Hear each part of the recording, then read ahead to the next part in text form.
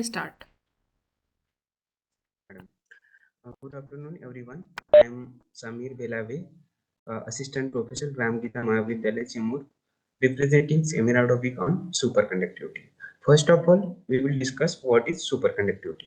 Superconductivity is a basically phenomena in which electrical resistance of a certain material drop down to actually to zero at a particular temperature, that is very low temperature, transition temperature. Now we will discuss discovery of a superconductivity. This superconductivity phenomena, first of all, discovered by Camerlin Spons accidentally while he measuring resistivity of a pure mercury. He noticed that electrical resistivity of a mercury is a suddenly dropped to absolute zero temperature.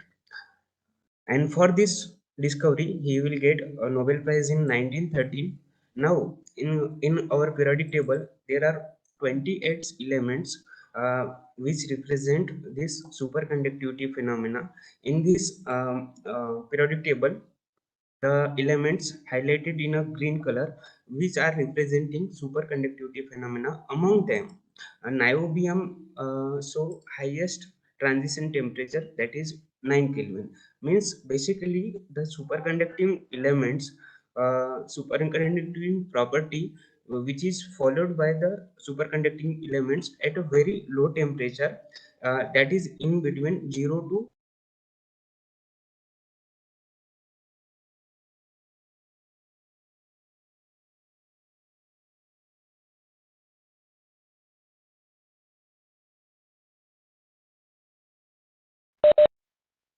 Sir, no voice.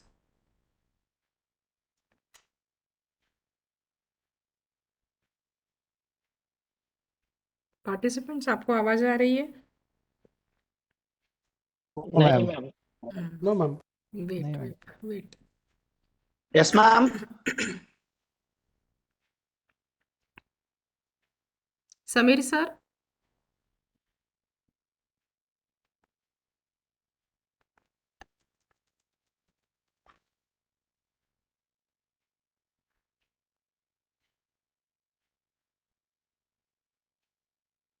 Now you can see that in this red color region, these are the region which are showing superconductivity phenomena, and these are the relation.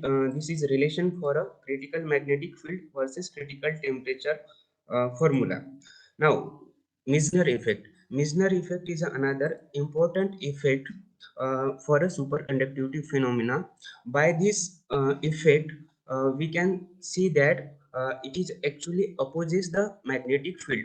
Means the superconducting material opposes the magnetic field. आप ये देख रहे होंगे कि यहाँ पे जो animated जो पिक्चर दिख रहा है, यहाँ पे सुपर कंडक्टिंग मटेरियल हवा पे तैर रहा है. दैट इज बिकॉज ऑफ जो सुपर कंडक्टिंग फिनोमेना है, जो मैग्नेटिक फील्ड लाइंस है उसको सुपर कंडक्टिंग एलिमेंट जो है अपोज करता है. उसके वजह से जो मटेरियल है सुपर कंडक्टिंग मटेरियल, वो एयर पे यहाँ पे तैर रहा है. Now, there are two types of a superconductor. Type 1 superconductor, that is known as a soft superconductor, and another is a type 2 superconductor, that is hard superconductor.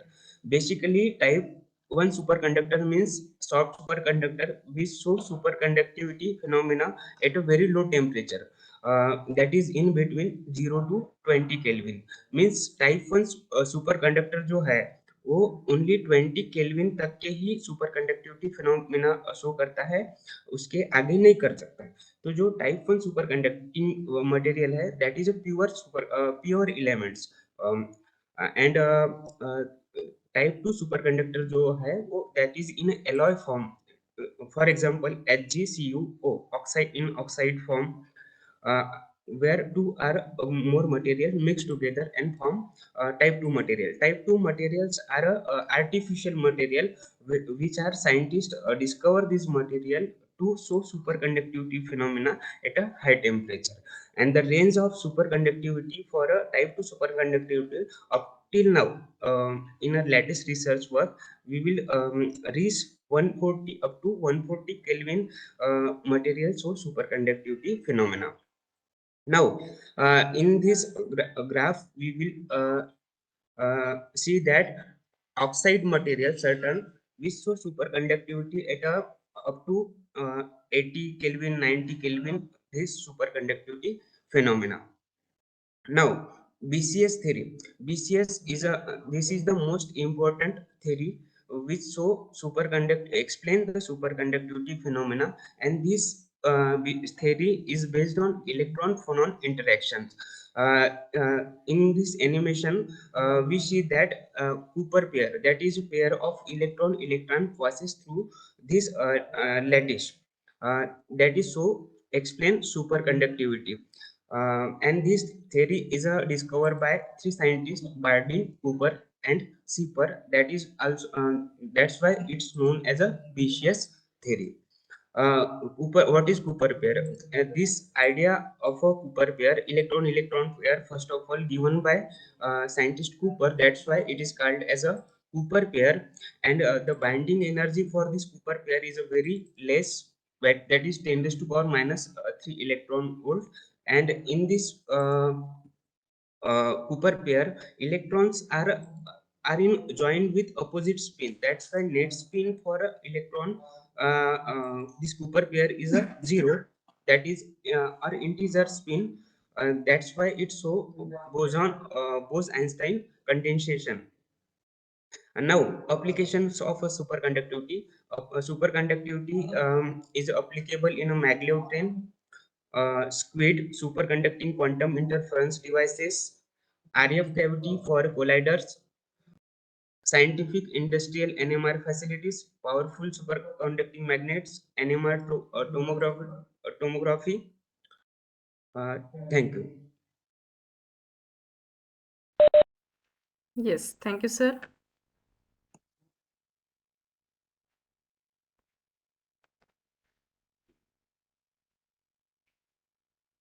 Narendra Garad sir. हाँ madam, yes madam. Sir तुम्ही present कराल? नाही, तुम्ही share करा. अच्छा, okay. Sir कधी पाठवलंय presentation? अं, पहिलेच ना, म्हणजे काल पुढच्या नाही ह्याच्यात. पाठवलंय ना? नाही नाही सुरुवातीलाच ओके पाठवा. ओके.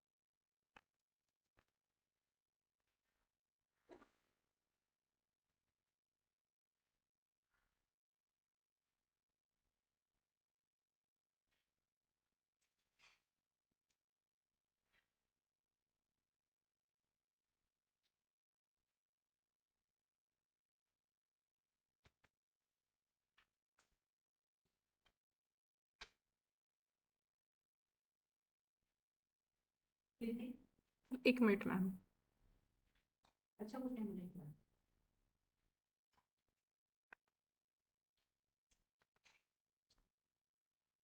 सर दिसतंय पीपीटी? हाँ मॅडम, प्रेझेंटेशन. हाँ ठीक है. Yes yes. Okay, please start. Thank you. Good afternoon everyone. I am Dr. Envy Garad, Department of Physics, Jawaharlal Nehru Arts, Commerce and Science College, Wadi, Nagpur. I would like to thank HRDC RTM Nagpur University for giving me an opportunity to be part of this refresher course. And I'm special thanks to Dr. Dharmik Madam for wonderfully conducting this course. So today's topic for my seminar is energy consumption using home appliances. So friends, here I am not going to be in a technical part of this. It's just an information So that is what I want to share with you. Next, madam. What actually we have to think? As we all know, nowadays, the electricity generation and controlling of its consumption is becoming difficult. So beside this, again, we have to think about the electric bill, which we have to pay as it is increasing day by day. The increase in bill because the consumption increases and also the rate per unit also is increasing here. As a part of requirement, we have to control the unwanted use, and we can use the appliances and equipment having the less power consumption. Next one.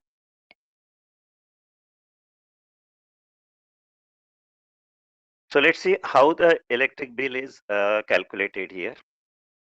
The calculation of energy which is consumed by the appliances, it can be calculated or it is by measured by the wattage. So wattage is the maximum power which is drawn by the appliances.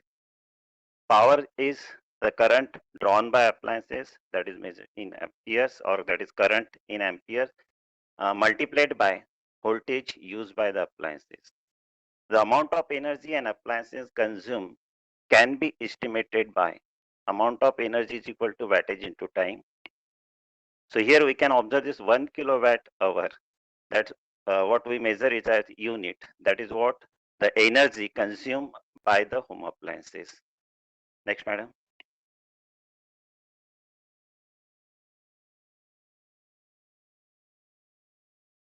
So these are the some home appliances, or they consume the power that is in wattage. Okay, so we are not going in detail of this one. Next, madam.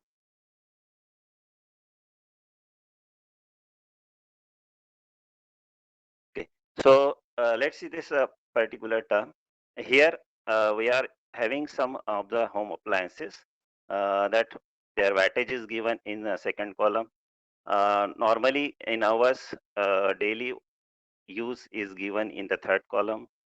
As the year is days is calculated here, that is in fourth column, and in next column, that is wattage per year. Then how much unit will be there, and the rate what we have to pay per unit. So as far this first appliances is concerned, that is the normal filament bulb. So it is normally having near about 100 watts here.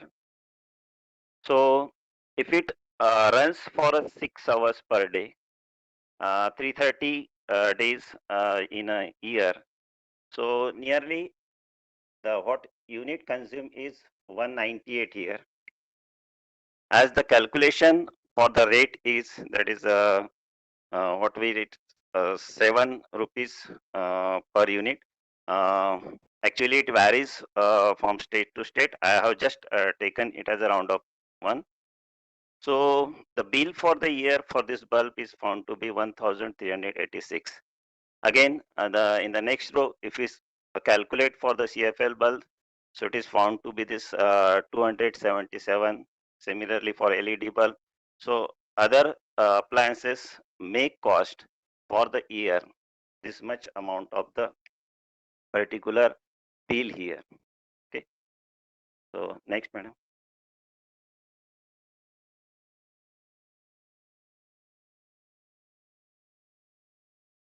So next term is the life cycle cost. So the life cycle cost is the sum of purchase price and the energy cost of running an appliances for its lifetime. For the lifespan of an appliances, the energy cost can be many times greater than the initial cost. The life cycle cost of an energy efficient appliances is lower than the life cycle cost of the other model. Okay, so if we have purchased some of the bulb, so it may cost very less, particular at the time of purchasing. But if you see the difference between particular LED bulb and the normal filament bulb, so for the lifespan, the LED bulb is found to be more efficient as that of the normal filament bulb. So for example, CFL are more efficient than the normal incandescent bulb. 20 watt of CFL provides same amount of light as of that of the 100 watt our normal bulb. The lifespan of CFL is 7 times longer than this bulb. As CFL uses less energy and has long lifespan, the life cycle cost of CFL is less than the normal filament bulb. Next, madam. So as we know, now the LEDs are the latest, more efficient lighting option which is available in the market. Their electricity consumption is 50% less than that of the CFL and fluorescent lamp. LEDs are long lasting with a life of about 10 to 25 years, and their performance remains the same throughout their lifetime. Once installed, it will not need a repair and change for at least of 10 years. Okay. Next, madam.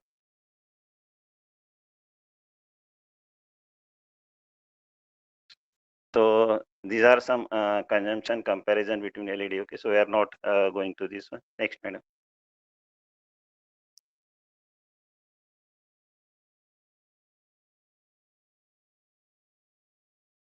Okay.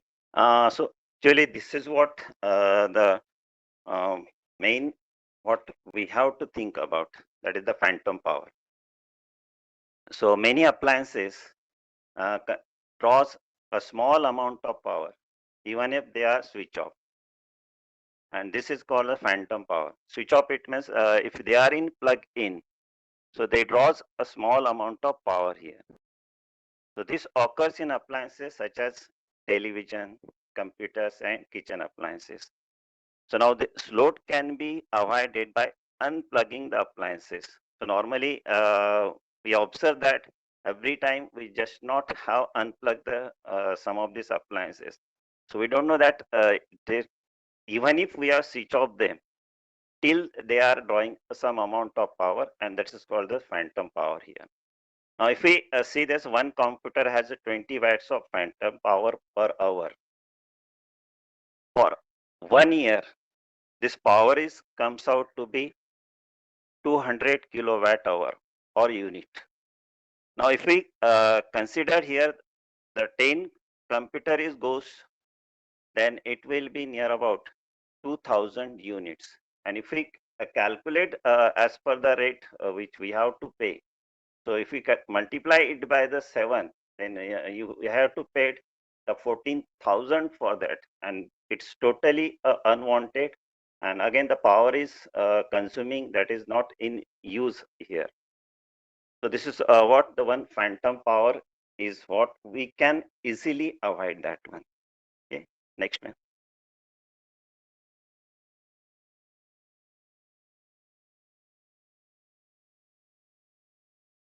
Now, with the certain these basic steps, we can save the energy and as well as the bill what we have to pay here. So we can use the CFL and LEDs instead of a traditional bulb.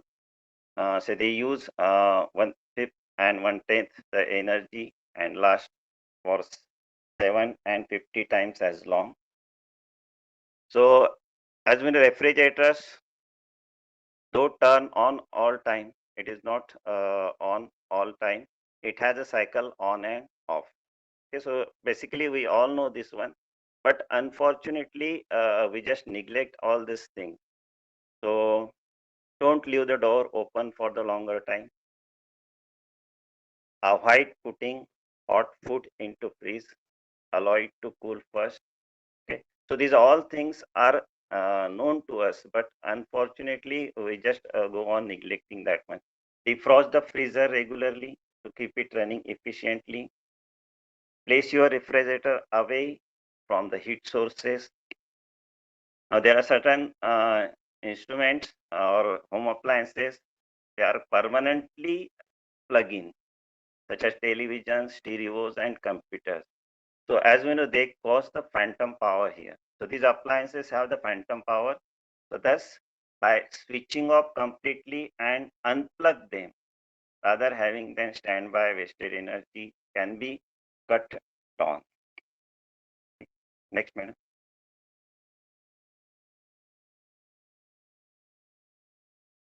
So thus, by having this some basic step, we can save energy as well as our money as the bill what we are paying. With reducing energy bills, reduce the environmental pollution associated with the energy production and has a positive effect on our national economy.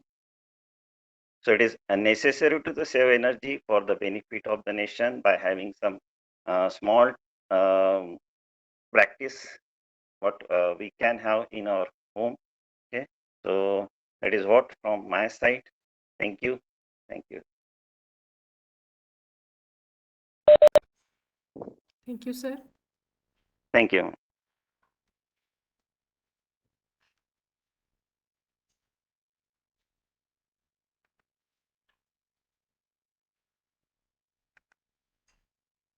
Next one is Mr. Praveen Sontakke, sir. Yes, ma'am. तुम्ही Am I share. audible, madam? Yes, you are audible. Yes, ma'am. I will try. Please. Yes. एक Sir, minute. तुम्ही share. Sir मी दिलंय, करून बघा share.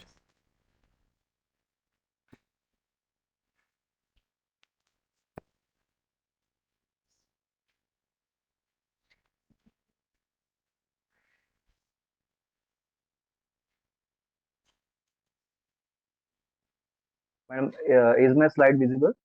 Sir एक minute हा, ते येत आहे, प्रोसेसमध्ये आहे.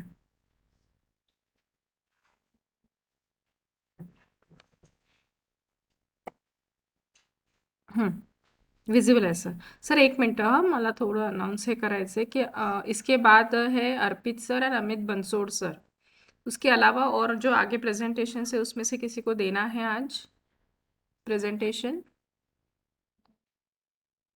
मतलब अपने पास 25 को वो मूडल के टॉपिक्स पढ़ने के लिए ज़्यादा टाइम रहेगा. फिर तिरुमूर्ति सर, विनीत सर, कोई भी रेडी नहीं है आगे के जिनका प्रेजेंटेशन रेडी होगा, they can give. No one.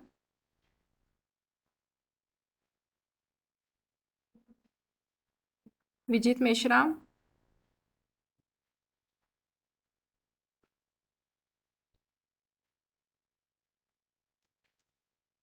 Vijit Meshram sir तो है ही नहीं है. He is there. हां मॅम, उद्या दिलं चालेल का? आज नाही मॅम, उद्या देतो तर तुम्हाला नाही please. आहेत सर सेमिनार्स. उद्या आपले सगळे कंटिन्युएशनमध्ये लेक्चर्सच आहेत. आज थोडं आपलं लवकर संपेल कारण की 3च प्रेझेंटेशन्स राहिले आहेत आणि मग नेक्स्ट सेशन आपलं 3 वाजता आहे ना. म्हणून जर होत असेल तर 2-3 जणांची आपण अजून घेऊ शकतो. म्हणजे आपल्याला 25 तारखेला बराच वेळ मिळेल बाकीचे टॉपिक्स कव्हर करायला मूडल सॉफ्टवेअरचे. Vandana Singru, mister Bharat Madavi sir,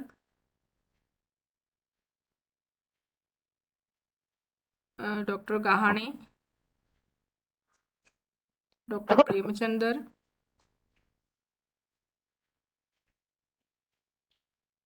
okay, anyways. Mr. Praveen sir, Yes, ma'am. yes, please start. Thank you, ma'am. Yes. Very good afternoon to Dr. Priti Dharmik, ma'am, and all my dear friends. So today I'm giving a seminar on topic operational amplifier parameters in the refresher course organized by the UGC HRDC Nagpur. So madam slide पुढे जात नाहीये. Hello. Hello, am audible madam? Yes sir, you are audible. Slide झाली आहे change. Okay, thank you, madam. Thank you. So before directly starting the operational amplifier parameter, we'll just have some background about operational amplifier. So what is an operational amplifier? Basically, it is an amplifying device. It is said that it is a direct coupled amplifier, and basically it is designed to amplify DC signals and low frequency signals. And that's why it is called as operational amplifier. There is a one more reason why it is called as operational amplifier, because we can use some certain passive components or some active components uh, around this IC, and it can perform various operations. That's why its name is called as the operational amplifier. Basically, it is a three-terminal device which consisting of two input terminals, and these two input terminals are high input impedance terminals and one output terminal. Basically, the output terminal has a very low output impedance. So, among these two inputs, one input is inverting input.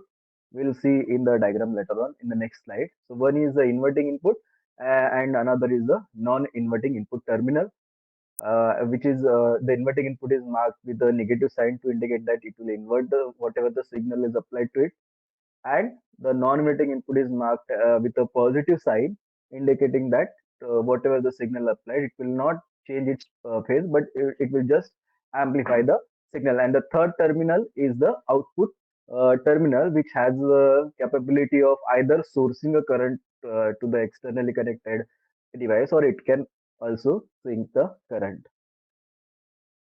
This is the block diagram of the operational amplifier. Before proceeding ahead, I can just I'll just declare that whatever the material in the slide is not my own work. I have just taken help from the Google and books. So I have just gathered the information from different sources. So this diagram we can easily see on the Google or everywhere. So we can see that there are four blocks. We can divide the entire op-amp circuit, internal circuit, into four blocks. The first block is called as the input stage. And then the next stage is the intermediate stage. After intermediate stage, there is a level shifting stage, and lastly, there is a output stage. So, what is there in each stages? Let us discuss. So, the first stage is the dual input balance output differential amplifier. We will see the diagram of this differential amplifier, and I will just explain it a bit in the next slide. So differential amplifier, it means that it is the amplifier which will just amplify the difference between its two input signals. So only the difference will be amplified, that is the concept. So, and the next stage, which is intermediate stage, it is also of that type, that differential amplifier. Why these two stages are used here? Because first of all, they have very high gain, and secondly, their input impedance is very high. Later on, the third stage is the level shifting stage. It is a DC level shifting stage for the output that we want, either towards the positive or the negative direction. Lastly, there is output stage, which provides more current and more power to the output terminal. This diagram is also popular in the Google. We can see that which gives us an idea. This is the triangle that we can see. It's a symbol of an operational amplifier, and you can see there are the two input terminals, non-inverting and inverting inputs, and one output terminal. Inside these four blocks are there, and it requires dual power supply. It's not compulsory to apply such kinds of positive or negative power supply. We can have only one single power supply depending upon the application. So this is the differential amplifier that I was talking. With the help of this differential amplifier, the first and second stage of operational amplifier is designed. So the first diagram where I have shown the transistor Q1. This is an one individual emitter bias transistor amplifier, emitter bias transistor amplifier, and we know that the advantages of such kind of amplifier. So to design the differential amplifier, what we have taken two identical such emitter bias amplifiers, and we have coupled it together. The two transistors Q1 and Q2 taken here are identical. Identical means they should be 100% identical. And then we just coupled the two emitter, and the emitter resistor is made common. So you can see that in the diagram beside the two emitters are coupled together, and one common emitter resistor is connected, and through that emitter resistor, a common negative supply minus VEE that is provided for the biasing. And the two collectors are also coupled with the resistor RC1 and RC2, which acts as a load to this transistor. And also the bases are biased accordingly. What is the idea over here? Both the transistor amplifier individually, they must have identical characteristics. Identical characteristics means their base to emitter voltages should be identical. Their current gain, that is beta, which is also called as HFE, forward current gain, that value that should also match in every respect. Both the transistor should match because these transistor actually amplifies whatever the difference is coming in the inputs of these two transistors. There is a classification because in the diagram we see that the first type of differential amplifier is dual input, dual output, or it is called as balance input, balance output of differential amplifier. So actually there is a classification of the differential amplifier with the diagram. I just want to illustrate here. The first diagram, in the first diagram, we can see that V1 and V2, these are the two input terminals or input voltages are applied, and the output VO, which is in the red ink, you can say at the collector, the output VO is taken among the two collectors. So the as we are using the two input terminals and output is taken among the two output terminals, so it will be called as the balance input and balance output type of differential amplifier. The next diagram, in the next diagram, you can see that we have applied the input to the two bases of the transistor Q1 and Q2. So we are using this both the input terminal. So it is a balance input, but we are taking output across any only at a one collector. So it will be called as unbalanced output. So this type of differential amplifier will be balance input, unbalanced output type of differential amplifier. The next two types, you can see that only one input signal is used, but the output is taken between the two collectors. So unbalanced input and balanced output of differential amplifier. The last one is unbalanced input, unbalanced type of differential amplifier. So in the block diagram of operational amplifier, the first amplifier is of that type, balanced input, balanced output. The next type is uh, that balanced input, unbalanced type of output. So this is the one conceptual diagram, or we can say that equivalent circuit diagram of an op-amp. If we carefully inspect the diagram, there are the two input terminals have been shown, inverting input terminal and non-inverting input terminal, and the voltage difference, that is difference that I have written here, that is only amplified, and there exists an infinite input impedance between the two terminals. So any of the input we are using, it will offer infinite input impedance. As we can see that the output acts as a current source with Z out as an output impedance. It requires two power supply that I have shown in that diagram. So this is again a diagram of an operational amplifier available into integrated circuit, that is IC. Probably it is a IC741. I have not shown all the pins.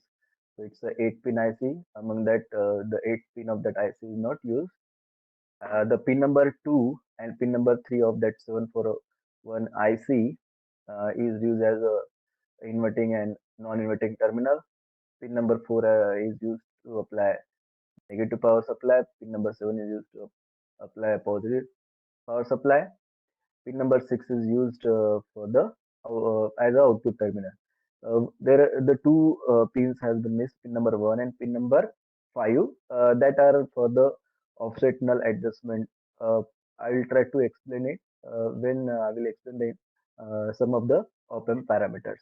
So to understand the op-amp characteristics or op-amp parameters, this diagram will be very useful for us. What is this diagram is all about? This diagram tells us about the ideal op-amp or theoretical operational amplifier. So we can see that in this diagram, the This operational amplifier amplifies the difference between the two signals, that is ED, whether we are using the inverting terminal or not, non-inverting terminal. The op-amp will experience infinite input impedance output of this input, and that is because of the differential amplifier used in its building block, first and second stage. Here the output is shown, and here it is written that RO, that is output impedance, is equal to 0. So it has infinite input impedance theoretically and zero output impedance theoretically. And IB minus and IB plus, these are the biasing currents of the transistor.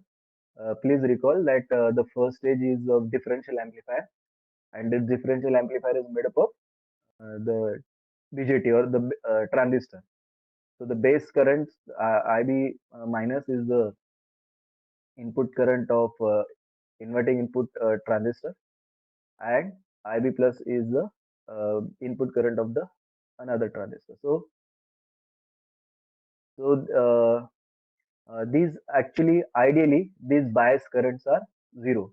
These bias currents are zero. What does it mean? When we will connect these terminals to ground, it will not sink any current. So let us see what happens practically. So let us discuss the parameters quickly one by one. So the first parameters is the input impedance. So just now I have theoretically or ideally the input impedance of the op amp is infinite, and it can be calculated by the value of applied input voltage to the input current. We can find out that. So ideally it was infinite, but practically it is not infinite. It is of the order of for op amp, which is made up of the bipolar junction transistor, that is BJT. The input impedance is of 2 mega ohm, and if the op amp is made up with junction field effect transistors, that are the unipolar transistors, then the input impedance is of the order of 10 raised to power 12 ohm. So it is not practically infinite, but it is very high. So basically, we should for any system, we must have the input impedance infinite. The reason is for that, if the input impedance is infinite, whatever the signal that we are applying to this op amp, that will not get loaded at the input itself. So whatever the signal we are applying, it will be applied to the next circuit, or to the load, rather than loading at the input stage itself. Uh, so this is regarding the input impedance. The next parameter is input offset voltage. So in its name, it is telling about what is it. So input means this parameter is at the input side. Offset means what? It is not at its own place. So it is somewhere else, drifted from its expected value, and that value is of the voltage. So uh, this uh, this is regarding the differential input voltage that is actually existing between the two input terminals of the op amp when any external input is applied. And if this input offset voltage exists, and if we have not applied any input signal, even then we are getting some output voltage. Normally, what should have happened if we are not applying any input uh, voltage? We shouldn't get any output, but we see that we get some output, and one of the reason for getting that is the input offset voltage. So it is the amount of input voltage that should be applied between the two input terminals in order to force the output voltage to zero. So we are taking it in another way. ये उसकी अलग definition भी है कि ये इतना amount of voltage हो सकता है कि जो हम ऑप एम्प के दूसरे टर्मिनल को अप्लाई करेंगे, ताकि आउटपुट जो अभी जीरो नहीं है, जीरो इनपुट देने के बाद जीरो नहीं आ रहा है, तो वो जीरो करे। तो ऐसा हम उसको मेजर भी कर सकते हैं। We can measure what amount of input offset voltage is there. Why this is existing? This is existing because of the mismatch in the transistors. The next parameter is the output uh, offset voltage. Output offset voltage. So here if we are applying zero input voltage to its terminal, naturally the output should be zero. But even then, we will not get the output exactly zero. It will be some value either towards positive or towards negative. So we are not every time we can't be sure that suppose the both the inputs are zero, we should get zero voltage output. But we may get 0.2 voltage or minus 0.2 voltage.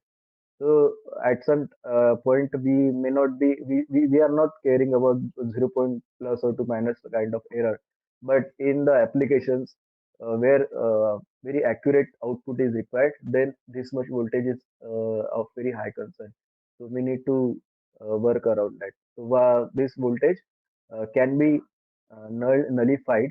हम इसको reduce कर सकते हैं. There is the arrangement is required, which is called as offset null adjustment. So when I was explaining the 741 IC pin diagram, I told that pin number 1 and pin number 5 that not covered here. So we use that pin number 1 and pin number 5. The name of the pin is offset null adjustment.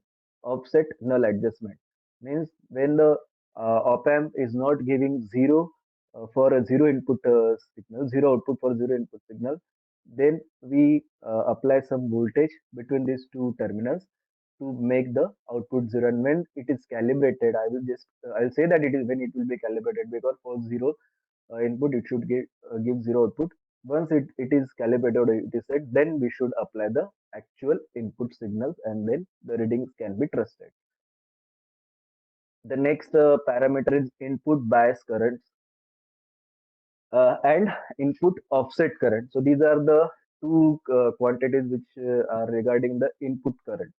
So let us quickly let us first discuss about what is input bias current. So these are the actual bias current of the both the transistor of the first differential amplifier uh, in a op amp. So current flowing from the non-inverting and inverting input terminals when they are grounded are the input biasing current of the transistor. So when we saw the ideal diagram of the op amp, these currents were zero. These currents were zero, but practically these currents are not zero, but they are very small quantities. So of 80 nanoampere for IC741. So for normal application we can neglect it. So 80 nanoampere, this much amount of input bias current, we can neglect it. So what is the formula to calculate this input bias current?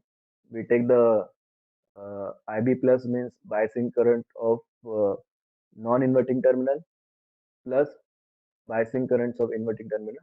Take the mod of both and take average of both the values. So it will give us the input bias current. The another quantity is the input offset current. So what is input offset current? It is the difference between the uh, input bias currents of both the input terminals.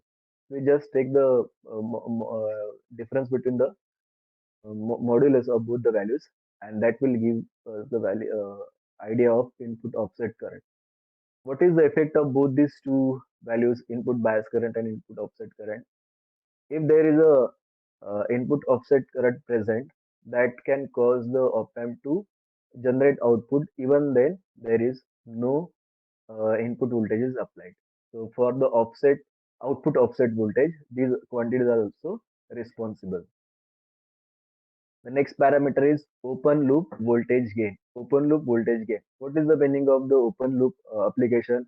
It means that we are straightly applying the input and not we are just taking output, not applying part of output back to input. So it's not a closed loop. It's just an open loop. Apply input, take output. So there is no feedback kind of thing. When we are using op amp in such manner, it is called as the open loop circuit. So the open loop voltage gain denoted by A BOL or normally only A of an op amp, is its voltage gain when there is no negative feedback or even generally we apply negative feedback because of its benefit. So when there is no feedback and we are just applied the input taking output, that will be the open loop voltage. The open loop voltage gain of op amp is the ratio of its output voltage to its input voltage. So simply we can write it as uh, ratio of the two quantities, output voltage to the input voltage. So input voltage will be the difference between the two input voltage as shown in the figure. It is actually very high. Theoretically or ideally, it is infinite. But practically speaking, it has a value of 2 lakhs for IC741. So this value can increase up to 10 lakhs depending upon the on what technology the op-amp has been designed. The next parameter is common mode rejection ratio, CMRR. To understand the common mode rejection ratio, first we need to understand two concepts. One is difference mode signal, then common mode signal, then difference mode gain, common mode gain, and then only we can easily understand what is the common mode rejection ratio and what is the importance of that. So let me quickly talk about what is the difference mode signal. Here that actually I have made mistake. The difference mode signal is V1 minus V2. Here it is a plus sign written, so it is V1 minus V2. The difference of the two input signal, that is the difference mode signal. And what is common mode signal? Addition of both the quantities that are present on the both the inputs, like V1 plus V2, add both and take a average. That is the common mode signal. And output voltage is generally due to the gain times V1 plus gain times V2. So actually we don't apply input at a time to both the terminal generally. So either we apply inverting input or we apply non-inverting input. So either the first term will give us output or the second term will give us the output. So this is the diagram for the this is the formula for difference mode output. The following formula is for the common mode output. So the common mode rejection ratio is simply the ratio of the differential voltage gain, that is gain found when the difference of the signal is amplified, divided by the common mode voltage gain. Now the op-amp has a tendency to subtract what is common in both the inputs. So generally this common mode voltage gain is very small. Ideally the common mode gain will be zero, and the differential voltage gain is infinite or very large value.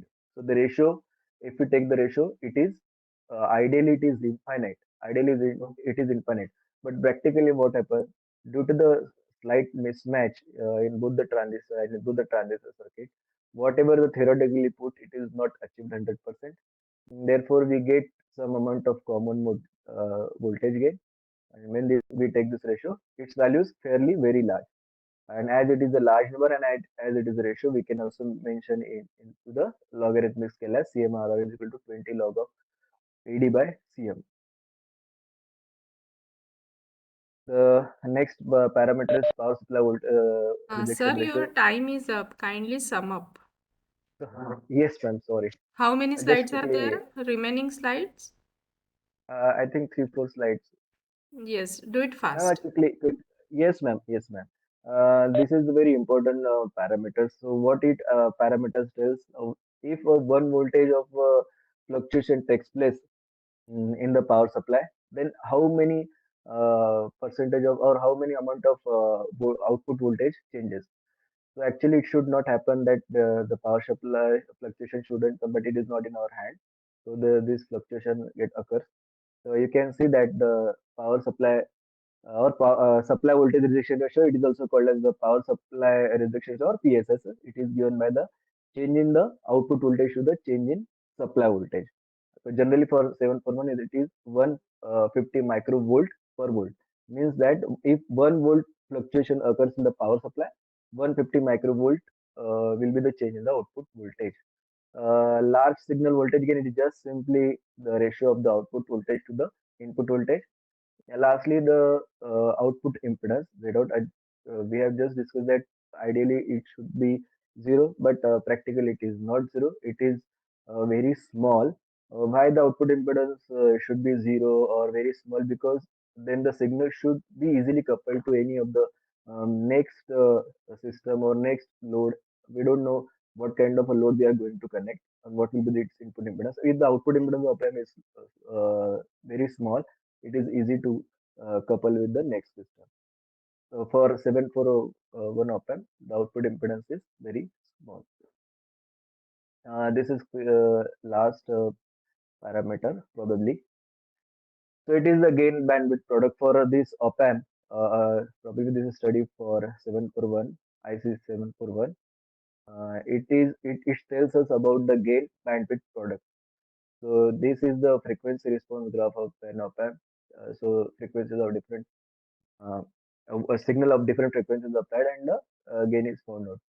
So at any cutoff frequency, we observe that the bandwidth product is same. It also gives us the unity gain frequency of this op amp, which is 1 megahertz. Thank you, ma'am. Thank you so much, madam. Hello. Yes, sir. Thank you so much. It was a bit elaborative, Ma'am. but nicely explained. Sorry. Thank you. Thank you, sir. Thank you, ma'am. Next one is Arpit, sir. Yes ma'am Yes. Shall I share और आप share करेंगे? आप कर दीजिए ma'am जी.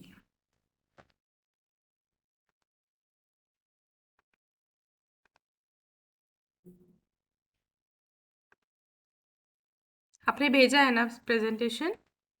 Yes ma'am last day भेजा था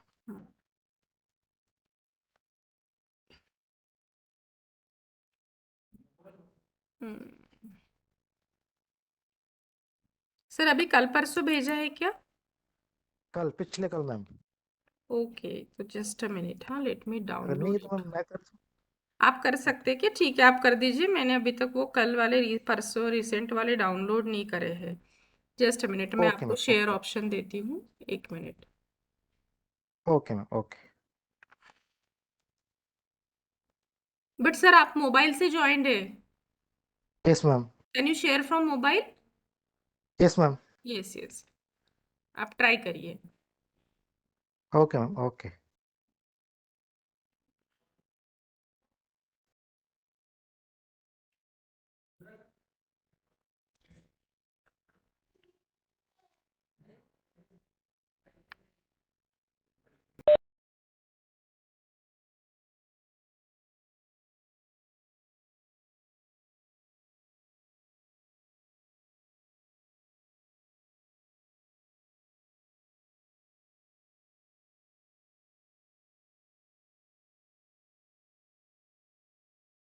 is my screen visible ma'am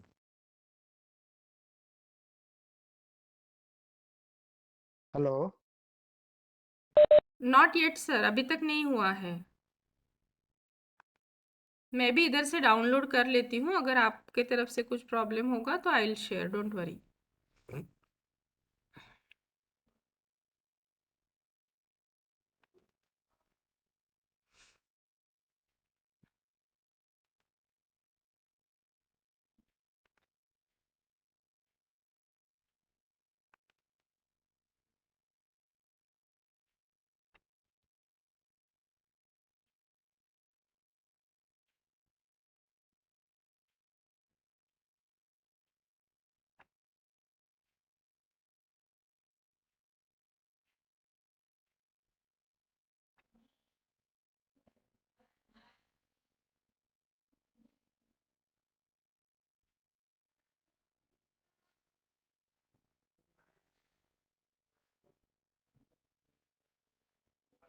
is it visible ma'am now no sir, no sir, it's okay. मैं यहाँ से शेयर कर देती हूँ.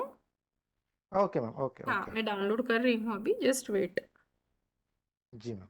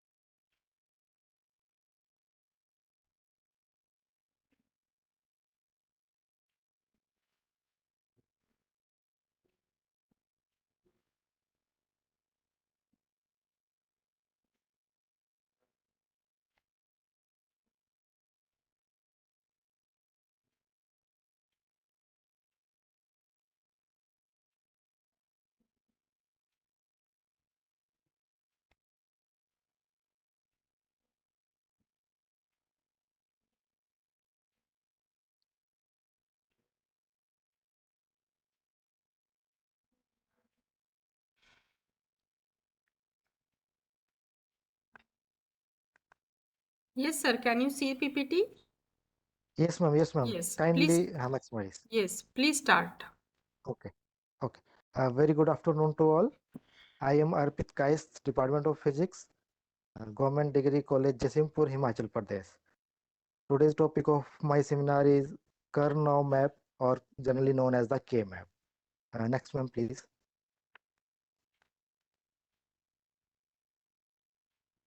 Just our outline of my topic is, first of all, why we need the Kmap, introduction of the Kmap, description and terminology used in Kmap, grouping of cells, and then rules for grouping, example, limitation, and lastly, I will then conclude the topic, my presentation. And next, ma'am. Now, first of all, need of Kmap. As we know that many digital circuits or practical problems need to find the expression minimal variables. Means whenever we start designing any, then we should have the minimum inputs for that. For minimization or simplification, we have various methods available. First and very common method is the Boolean algebra, and other are the some methods such as known as the Kmap, Karnaugh map, QM and BEM methods. Simplification or minimization leads to similar and very usually faster circuits. It also reduces the cost and complexity of the associated circuits. Next, please.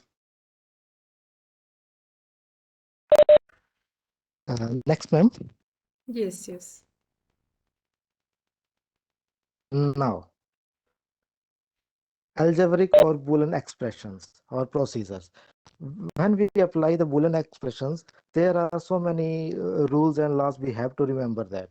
They are typically difficult in a systematic way and difficult to tell us when we arrive at the minimum solution. I have taken the example for these two case studies. Consider example of Boolean expression. This is an example for which it is a digital circuit in which that circuit is giving output only when the output X is in between the digit 2 to 9. Then just we have to draw the circuit map, then inputs A, B, C, D, then the output. Then using this output, we have to solve the this Boolean expression. This Boolean expression presents when there is one corresponding to that output. The input values, either literal जो terms हैं, they are either in the directly or indirectly, means A or A bar. We have to use that. For example, for the first term at 2 is equal to 1, there is A is in 0, means A bar is there, B is in 0, B bar, and C and D bar, and so on. We have to write the Boolean expression for it. Then we have to minimize it. For minimizing, taking the A bar, B bar, and C common, then D bar plus D is taken in the bracket, first two terms. Similarly, all the other terms are grouped. Now, by using the Boolean laws, D bar plus D will always equal to 1, whatever the value of the D, either 0, either 1. Then we eliminate these brackets terms. Then we have remained with A bar, B bar, C plus A bar, B, D bar plus A bar, VD, and A, B bar, C ka bar. Then further, from the second and the third term, again A ka bar, B is can be taken as a common, and D ka bar plus D is there. By again eliminating it, we reach to equation number 1, which is A bar, B bar, C plus A bar, B plus A, B ka bar, C bar. Now, in the first study, we can say that this is the minimum solution. Only 3 terms are there. But we can further solve this equation by adding 1 plus C. Whatever the value of the C, the result will always be equal to 1. Hence, by writing it 1 plus C and again opening this brackets, we can grouping with different first and third term. You can find the minimal result is A bar C plus A bar B plus A B ka bar and C ka bar. So we reach to the question number 2. So second term, which I have difficult to tell when you are arrived at the minimum solution. For one, equation number 1 is the minimum solution. For any other, equation number 2 is the minimum solution. So this is time consuming, iron prone also.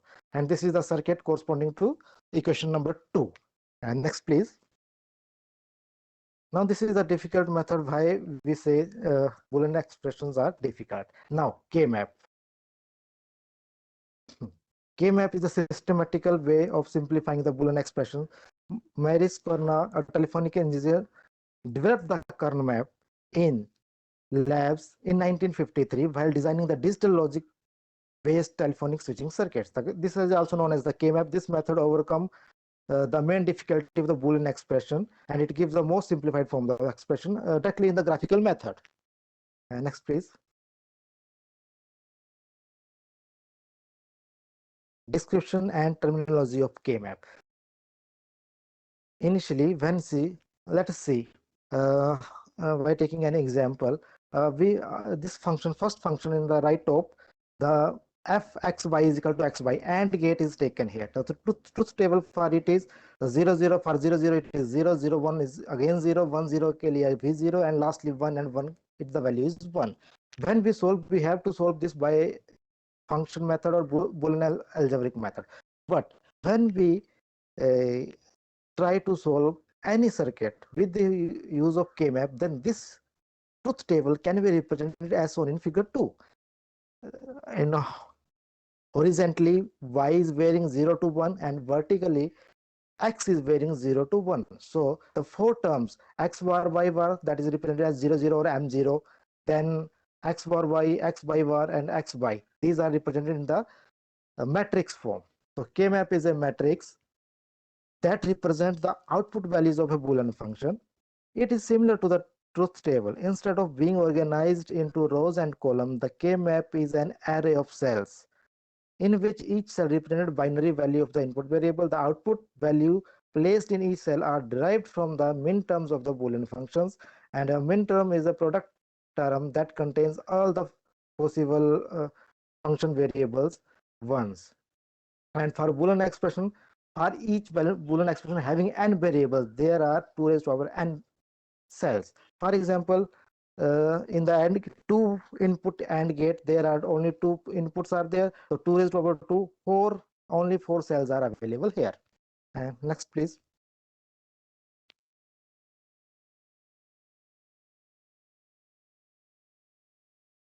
Now,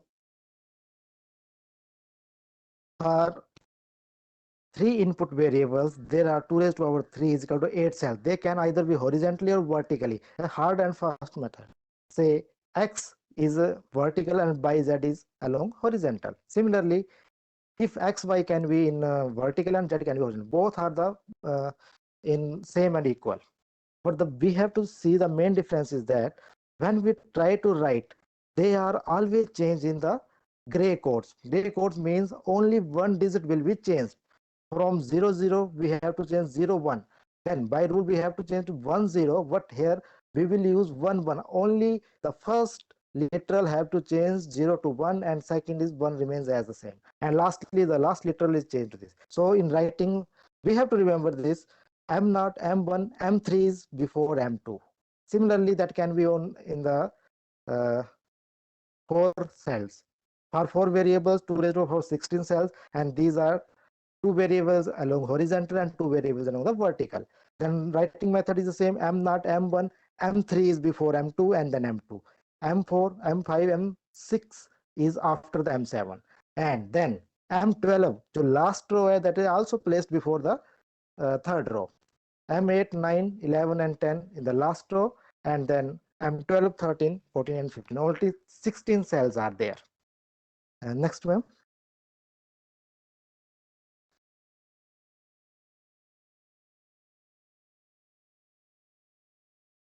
Now grouping of cells, how we can group the cells. Now grouping, only adjacent cells which are differ by single variables can be grouped. For grouping of one pair, 2 raised to power 1 is equal to 2 adjacent terms. Whenever the 2 adjacent terms have the value high 1, then we can say the pair is formed in between them. If 2 raised to power 2, 4 adjacent terms have the value high, then we say quad is available in that matrix. Similarly, 2 raised to power 3 is equal to 8, then we say the octet is present in this. For each pair, quad and octet, for each pair we reduce one variable, and for quad we reduce 2 variables, and for octet 3 variables, and so on. For example, you see in the red grouping, for the red in the second figure, 1 1 is grouped. That can be horizontally as well as vertically, hardly matter. This is for the pair. And in green it is a quad, and in the blue it is a octet. The only rule is that only adjacent cells are there. They can be horizontally, can be vertically, but not diagonally. Next, please.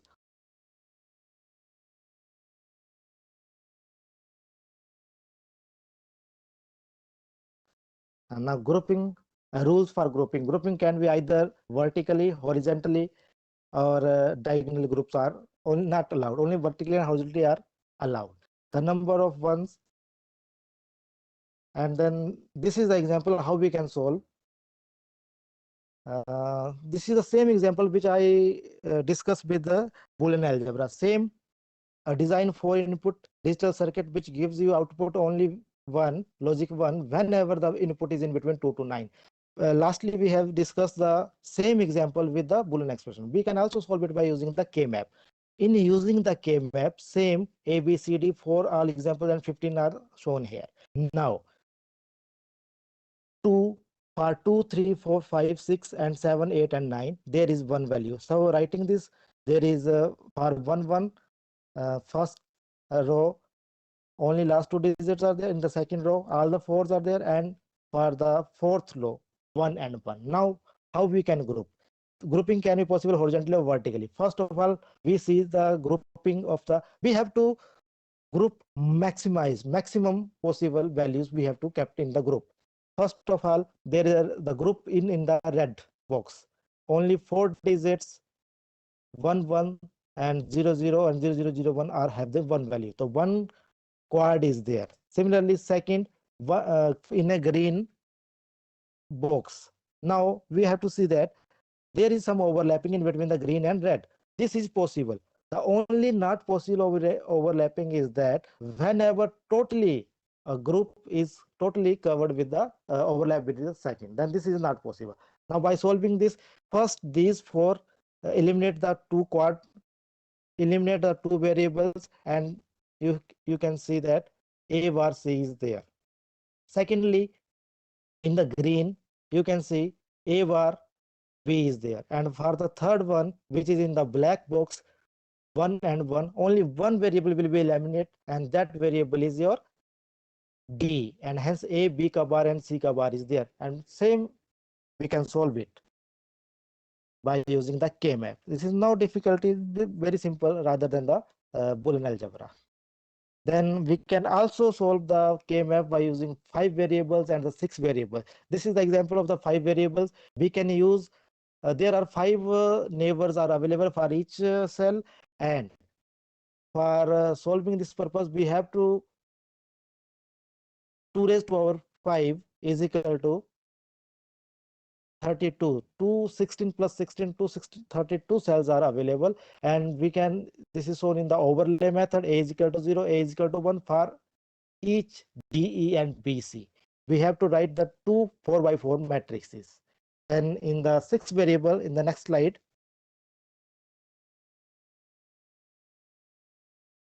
this is the 6 variables. All the 4x4 rows can be taken 1 by 1 by 1. And this is the example. We can eliminate the same in the same procedure with the rules of the Kmap. We can solve up to 6 variables map. And then lastly, the limitations. It is limited to 6 variables. Up to 4, it is very effective, and 5 and 6 you can solve, but it is somewhat difficult. Then this method is restricted in its capacity, as they are useful in simplifying only Boolean expression dependent in standard form.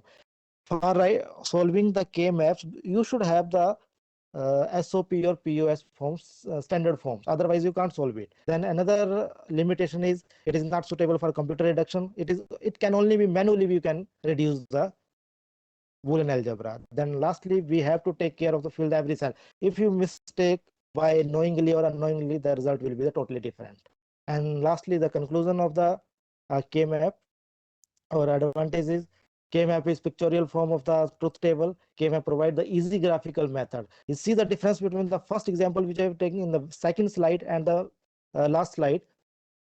Only you can say it is very much easy than the Boolean algebra to solve the digital circuits. A Kmap is a matrix consisting of outputs of the min terms of the Boolean functions. In this presentation, we have discussed 2 to 6. Generally, up to 4, I have discussed very effectively, and 5 and 6, I just only give the presentation. This method can be extended to any inputs through the use of the multiple tables, and it is a fast method than the Boolean expression. And that's all about Kmap. And thank you very much, ma'am. Any question regarding Kmap? Thank you so much, Dr. Arpit sir. Very nice. Hello. Good. Hello, Ji Arpit sir. sir. Ji sir. Sir, Boli sir.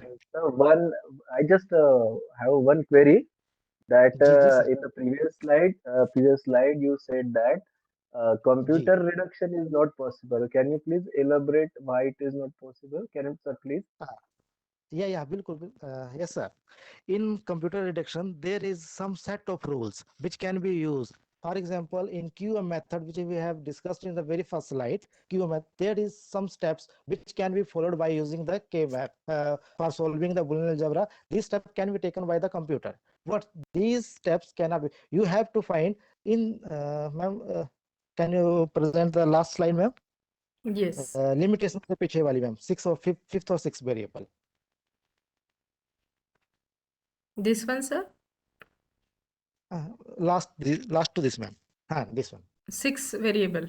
Now, yeah, 6 variable. Now see, whenever for x is equal to 6 variable, 4 variables are very much easy, and 2 raised to power 2 is equal to 16 cells are there. But for the 6 variables, x is equal to 0, x is equal to 1 is extra variable varying horizontally, and a is equal to 0 and a is equal to 1 varying horizontally. But now grouping is here. See the grouping. You can see the grouping for each. You see in the dotted dark circle, you can say circles, you can see in the C, X dash, Y dash, Z dash, blue, all the, in the first, you can say the first cell, the last cell, and the first row, last cell. Similarly, the second, last, third, these all are grouped together. For this, it is very much difficult to computerize that algorithm. For that, I told that this is not computer efficient. Is it clear, Sir, sir? sir, yes, sir, it is clear, very much clear. And sir, do you have any report that someone has solved it by computer? Has anybody No, solved sir. it by computer? Yet not programmed. No, Okay. sir. Okay, sir. Okay, sir. Thank you so much, sir. Thank you so much. Thank you, sir. Thank you, sir. Thank you, Dr. Arpit sir. Thank you, ma'am. Thank you. Next participant and the last for the today's seminar, Amit sir, Amit Bansod sir. Yes ma'am. Sir तुम्ही present करताय? हो madam. Okay, एक minute.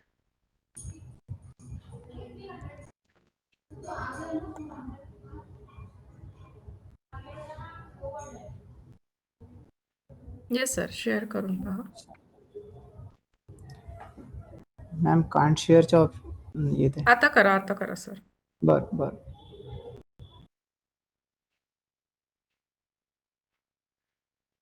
तरी तसंच येते madam. तुम्ही थांबा एक मिनिट, मी 2 डिव्हाइसनी जॉईन केलाय का? नाही. हो. नाही, एक मिनिट. मी अमित गद्रे सरांना हे केलंय प्रेझेंटर. ठीक आहे सर, आता करून बघा. मी आता तुम्हाला देते. हां, ठीक.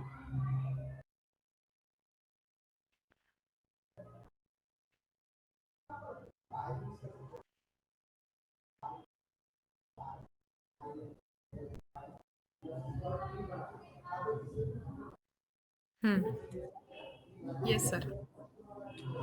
मॅम ही स्लाईड म्हणजे अशी बनवली तर चालेल का? माझ्याकडे कम्प्युटरची पण आहे, पण ही माझी मॅन्युअल आहे आणि स्वतः बनवलेली. बरं, ठीक आहे ना सर, तुम्ही एक्सप्लेन करा, काही हरकत नाही. Okay. So good afternoon everyone. Sir slide show करता येईल का? मॅडम स्लाईड शो केली नाही का? नाही, अजून तर प्रेझेंटेशन मोडच दिसतंय. ओके. हां. आता अजून इकडे डिस्प्ले नाही झालाय सर. हा मी येतोय. येतंय का? हा मॅडम येतोय. ओके, ठीक आहे. Continue. Okay.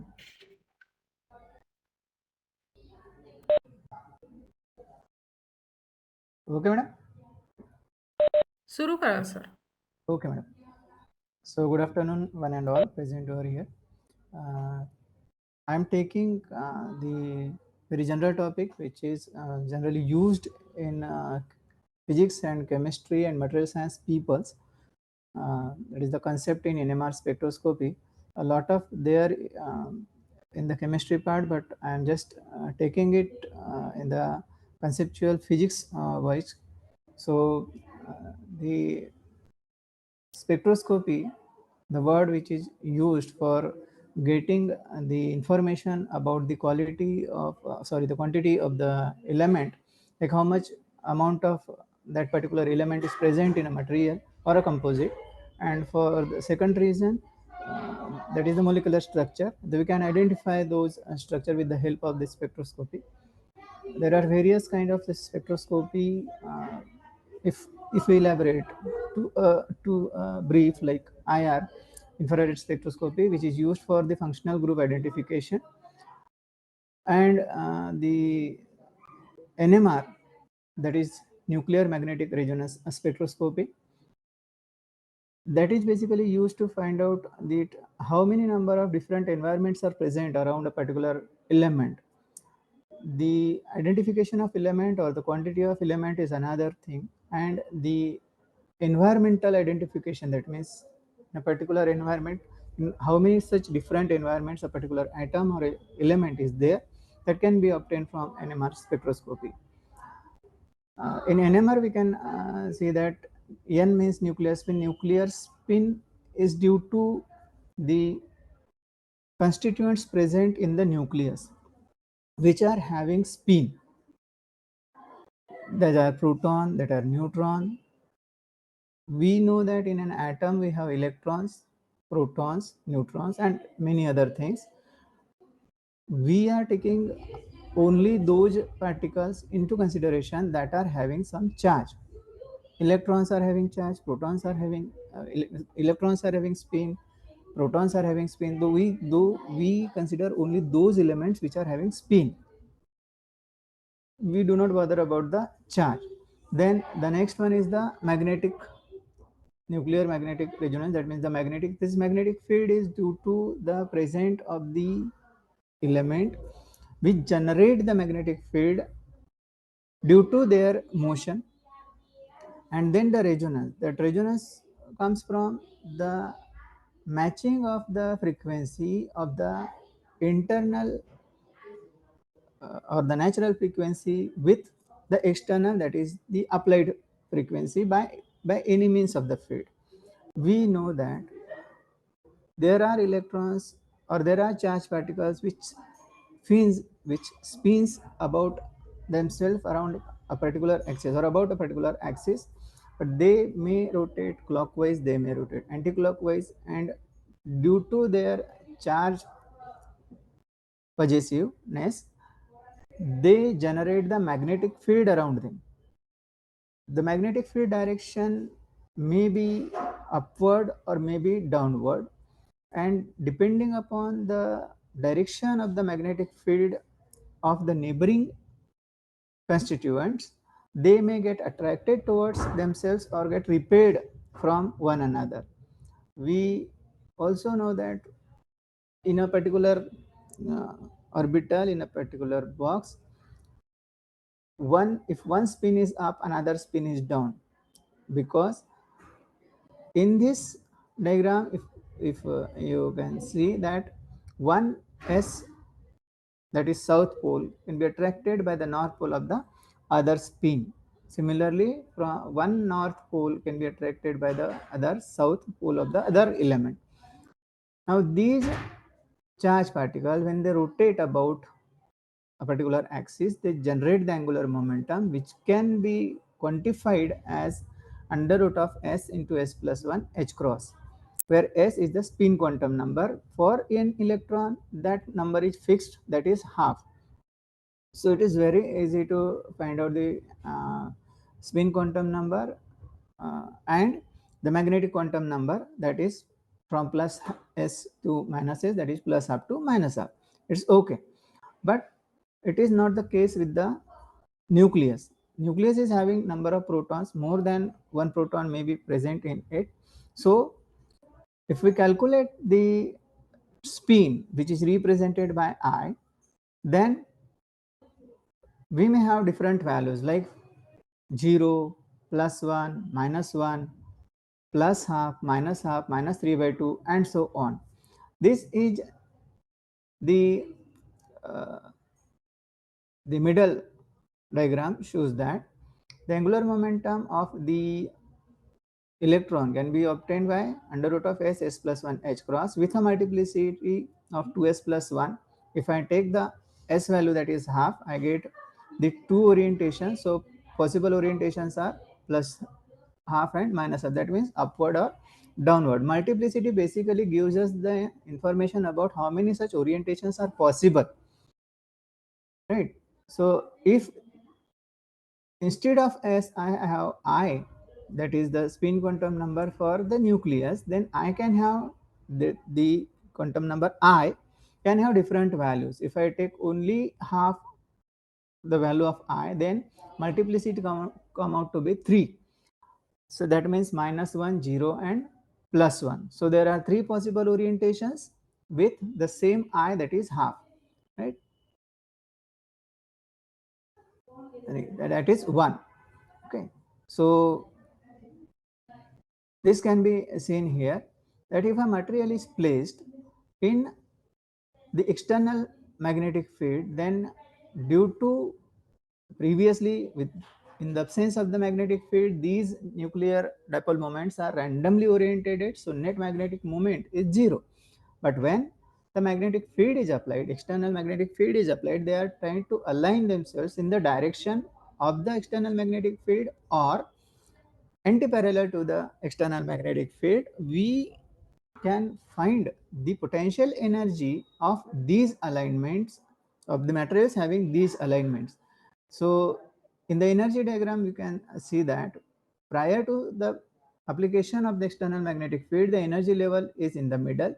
But when we apply the external magnetic field, they can align themselves in the direction of the external magnetic field and lower their potential energy.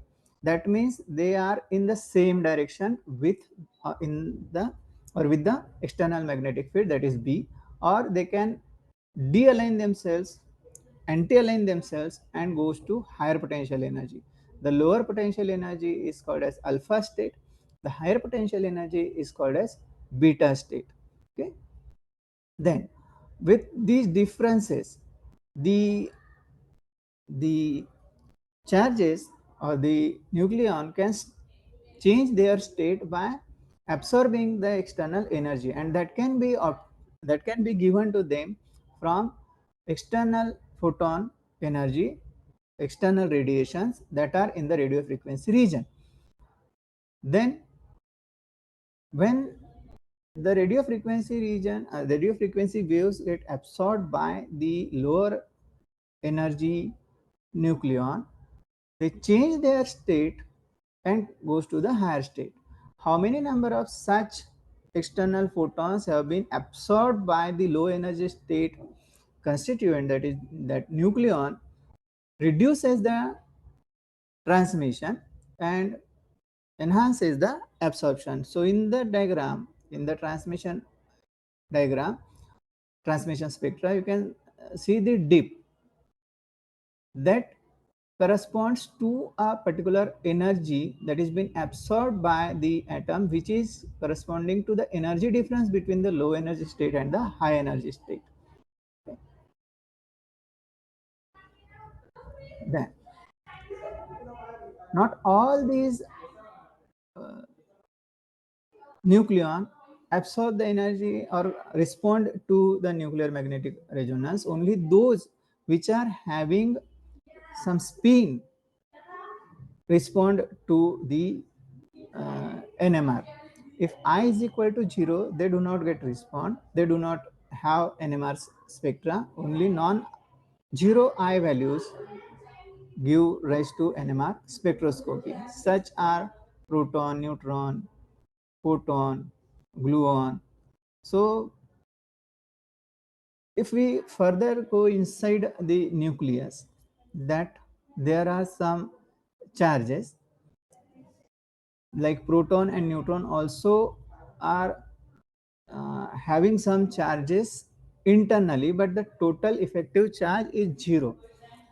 So this is quite uh, understood with the help of these elementary charges like quarks, up and down quarks, which form the basis of a proton, like two up charge and one down charge form the proton, and two down charge and one up charge form the neutron, with the 1 by 3 electron up charge for up quark, and 2 by 3, and minus 1 by 3 for down charge, down quark. Okay, so we are not going into details of that, but yes sir, they थोडं form. Fast घ्याल कारण Yes, की ma'am. Resource person join करतात आहे. Okay, madam. Yes. So we have discussed about the low energy and high energy states generated by the external magnetic field. So all these protons and neutrons have the natural tendency, anti-spin tendency, that if there is one up spin for the proton, another will join it with the opposite spin. So if proton and neutron both are spin particle, if they are having even number, then the total spin is 0, and they will not respond to the NMR spectroscopy, and so they are called as NMR inactive. Whereas if the even odd combination of proton and neutron, or the odd combination of proton and neutron, they are NMR active material, that we have discussed. So this is, it is rotated actually, but we can say that 2i plus 1 value gives us the orientation, that in different possible orientations we can find the state, we can find the state of the spin, that is the nuclear magnetic moment. Okay, so, and this is the mathematical expression, that this energy difference between those generated energy levels is mu b h0, and if we supply that energy from the external source, they will change their state, and we get dip or peak in the transmission or absorption spectra, NMR spectra. So this is all about the concept of NMR spectro, concept in NMR spectroscopy. Thank you. Thank you. Hello. Hello. Yes. हां, yes sir, yes. Oh, okay. Thank you so much sir, thank you. Thank you. Sir, तुम्ही PPT का नाही बनवलं? Madam PPT पण आहे, पण अच्छा, ना आणि हे तुम्ही एवढा, सेल्फ एक्सप्लेनेटरी होतं म्हणून हा तुम्ही ते हा मेन्शन हा केलंय. पीपीटी ओके, पण ओके. आहे. Okay sir, okay. काही हरकत नाही. दोन्ही पण सेंड कराल सर आपल्या गुगल फॉर्ममध्ये. ओके मॅडम, हे बघा मी पीपीटी पण दाखवतो नाही, तुम्हाला. नाही, काही हरकत नाही. हे हा. समजायला जास्ती सोपं होतं. हो, एक्सप्लेनेशन. येस. दिसत आहे का मॅडम हे? नाही सर, शेअर नाही आहे. ही वाली फाईल शेअर आहे पहिलेची. अच्छा अच्छा, ओके. ठीक है ना सर, काही हरकत नाही. हाँ, ठीक है. चलिए, रिसोर्स पर्सन आ गए हैं. कल्पना मैडम. Yes ma'am. येस. एक मिनिट. डॉक्टर दहिवाले सर, आवाज येतोय? हा येतोय. Yes sir. Good afternoon sir. Good afternoon. Sir, you please try to share your screen.